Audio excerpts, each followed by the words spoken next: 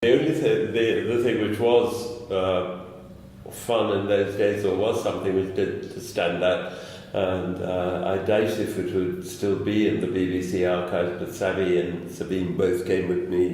They were at the squash club on Sunday morning, and the two girls were running around playing, and they obviously made an impression, because there's a guy who used to present a kids program on Sunday mornings, and he asked if they would appear on it. And it was quite strange, because we weren't asked to go along and see it being filmed, but a nanny came, or someone from the BBC came to pick them up and took them off, and they did that, and they had great fun over there. But I can't tell you, I can even remember what it was. It was distant, if I'm perfectly honest. We didn't really have a lot of close contact, so I really got to know Sabeen much more as an adult rather than growing up, when she was working in bits.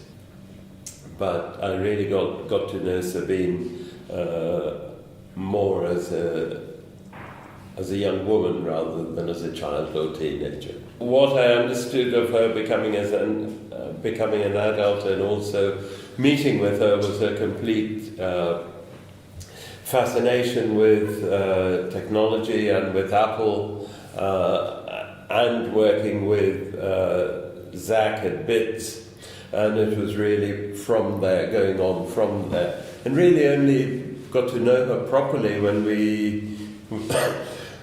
probably when Sheila and I started coming over to Karachi about 20 years ago, and the several trips that she made across to London over the last 15 years or so.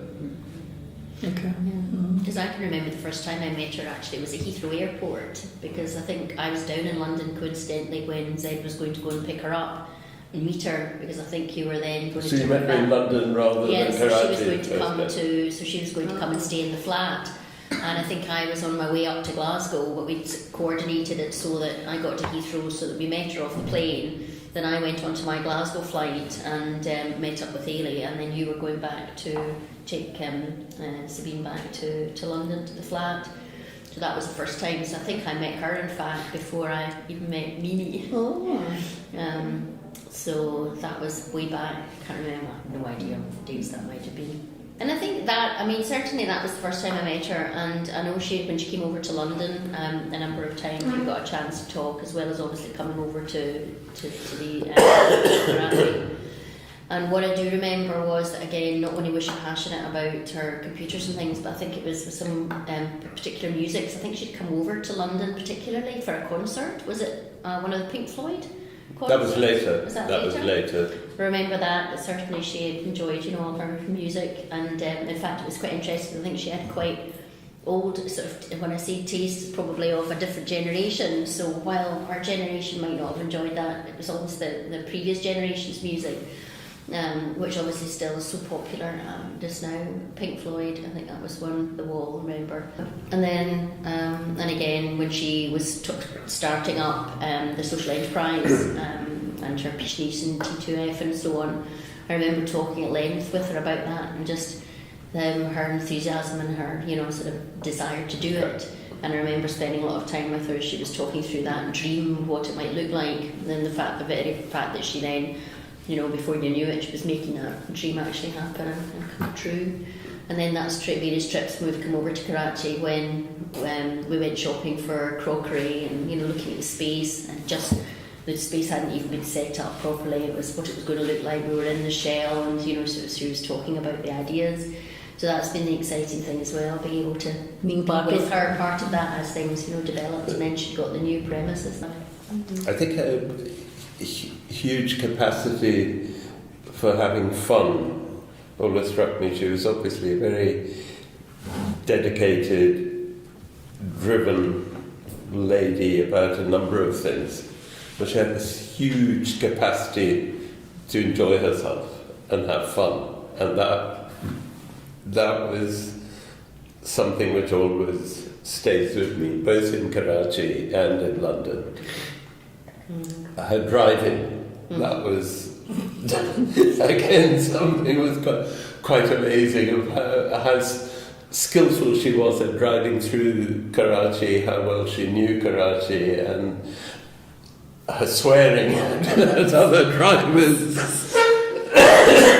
all of that makes up the picture. Obviously, other things, she was absolutely fearless and stuck to her ideals completely. But with that was mixed with this serious young woman who was trying to achieve things and fight for things she believed in.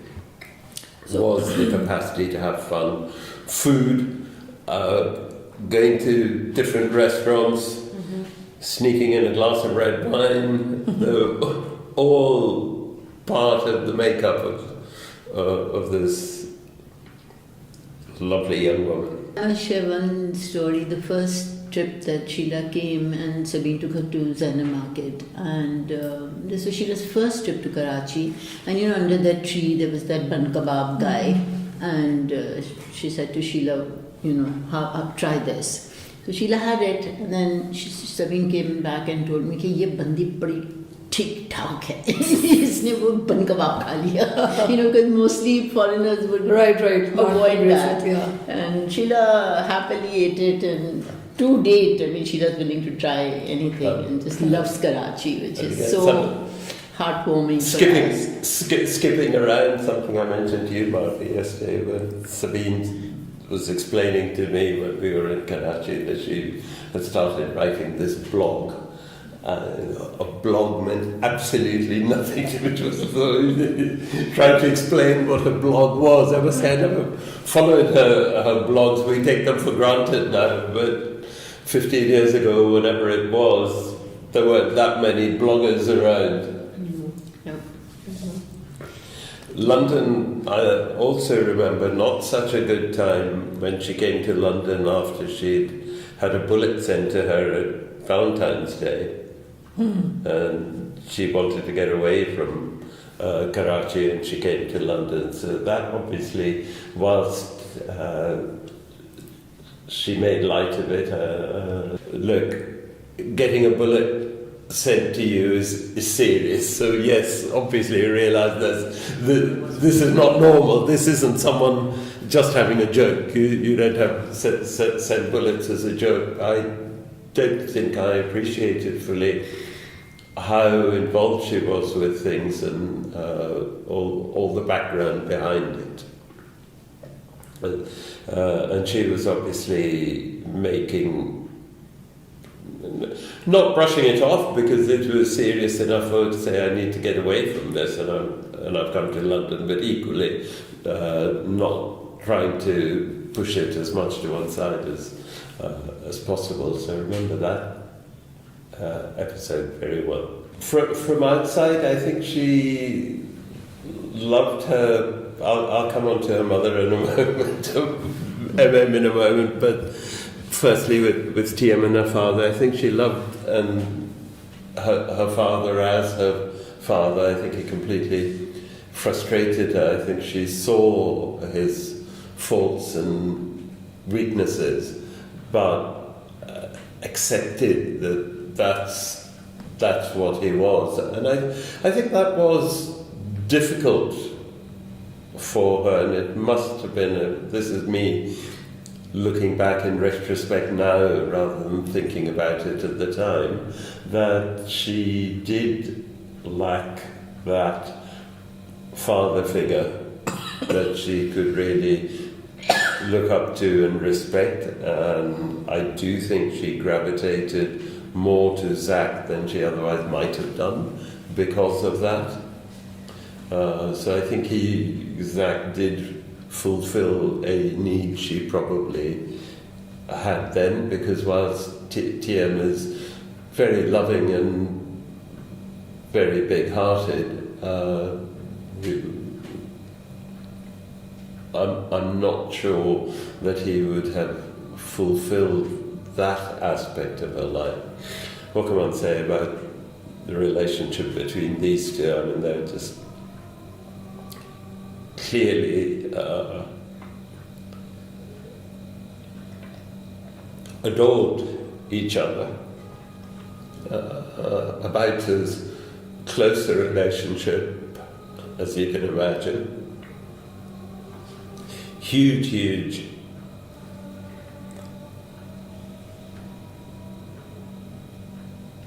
Sorry, I'm getting emotional. Not at all. Take it out.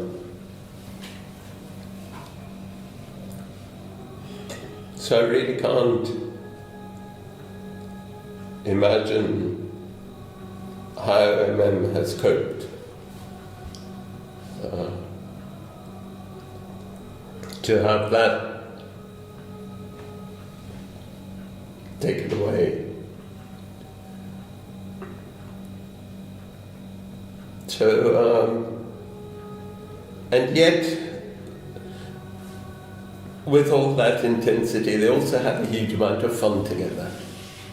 Yeah, because we were here when, and we can talk about that in a minute as well, we were here when Benazir Bhutto was assassinated. Yeah. It was late afternoon, and Sabeen, I think she got a WhatsApp or a text that, oh my God, Benazir, we better get home now.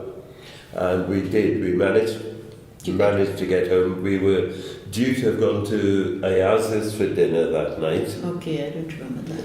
Yeah. Which we obviously cancelled. And of course, all hell broke loose. And then, that we were all huddled inside. You could hear what was going on outside, and the firing, and then everything, see the smoke. And then there was these two young lads came to the house at night because they were going somewhere. There were two of Sabeen's colleagues from BITS, and they didn't know where to go because they couldn't get back home and they couldn't get to the station to get on the train. So they came to our house and then they spent the night. So we got them in, they spent the night. Sabeen said, come, and then unke liye we put something out in the living room, gadda and pillow and razai and everything. They had a bite and they slept. And then they left early in the morning. And then the next morning, a bit later after they'd left, Sabeen wanted to go out and have a look. Ki kya hua? Yeah, well, let's go and see. I said, you sure about this? So the three of us got in the car and I stayed home. No. And as we came out of our lane on the main road, there were burnt buses, Yeah. there were police. She said, come on, let's go and see. Like, what dear, she was always excited to see ke, hua kya? And then she said, we looked around and then she said, chalo Mamu, let's have halwa puris. how will we ever forget that? Sheila and I, it was a Friday night, and we went to this Spanish restaurant for dinner, and we had just ordered. Just ordered our food. And then the phone rang, and now I'm forgetting, I think it was Dolly. Okay. Got through to us before Seema did. And it was really garbled and confused, the message about what was going on. But I took the phone, I walked out in the road because I could see it was a Washington number from the States. I said, oh my God, what's happening there? Before I could come back in, then Seema phoned to say that really bad news, this is what's happened, and Sabeen's been killed, and MM's also been shot. No news. Then, so went back in and we said, look, can we have our bill? We've got to go. We paid that up and we were in the taxi when Seema phoned again, and the first news was really, really bad news. MM's passed away as well. Yeah. Yeah.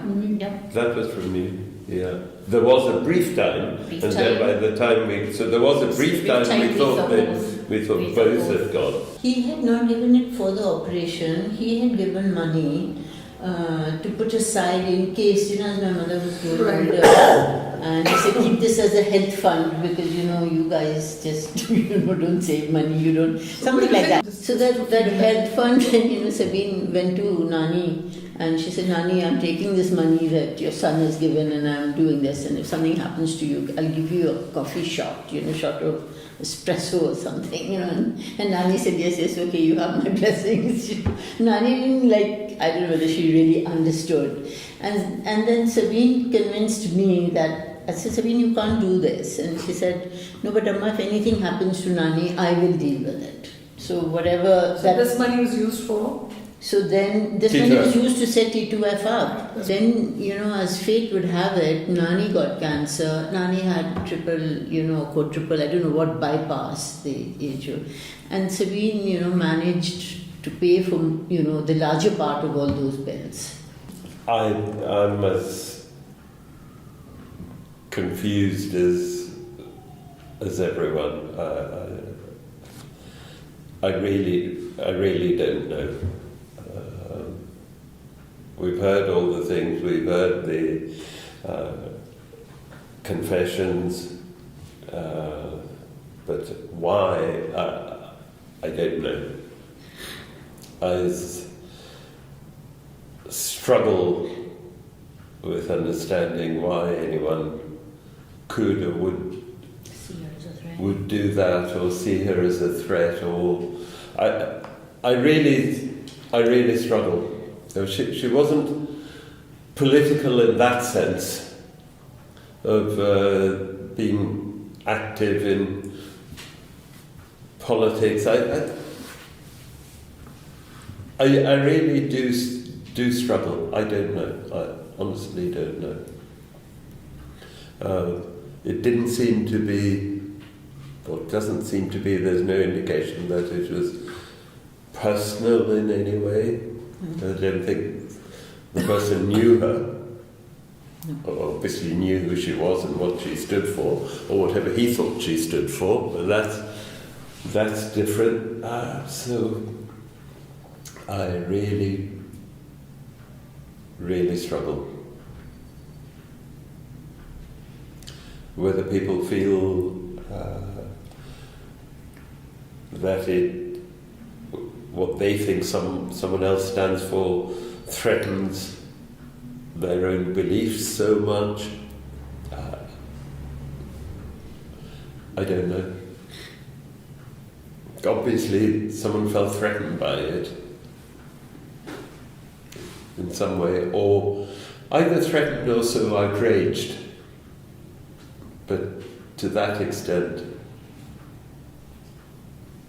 I don't know.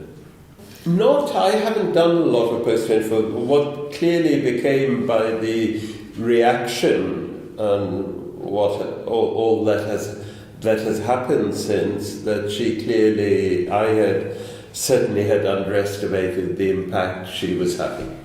I hadn't realised that. That's absolutely, you don't have to do a lot of research to see that, and it's incredible how many people she obviously touched, just by the reaction and the reaction you've had, the reaction around the world rather than not, and it was an international reaction. I remember specifically one of the really good pieces I thought was the obituary in The Economist. I'd have to look it up, really. I just thought it was a really balanced obituary again, and it did bring out both this normal young woman getting on with her life, but also so involved in so many other things, and what she was doing in Karachi, and about T2F and the other things she had done. So I thought it was a really balanced and I think just the fact also there's only credible publication houses absolutely. had written about it. It wasn't just you don't get an obituary in The Economist unless you've had an impact or they think you've had an impact. But as a very small girl, she wanted to do something at school, and they said, no, you can't do that because it was it's only the drums boys playing the drum. The big drum. And she went to the principal and said, this is not fair, why can't I do that? And she had to agree with her. So there was She this was 6 or 7, 6 at that time. thing about equality and women's rights without being strident. She was never strident about things. Yeah. Yeah. So I'm afraid we've gone back into it from your last question. No, not at all. That's the beauty of the interview. It's so true the way you put it. That she was never a strident activist or feminist, or you couldn't put her in any of those kind of boxes. But she just, believed in no kind of oppression, and that people should all have the right to express what they wanted, to do what they wanted. Something I've always felt, and I never had a conversation to discuss it with her, but I think she would have agreed that if, as human beings, we just have respect for others as human beings, we'd be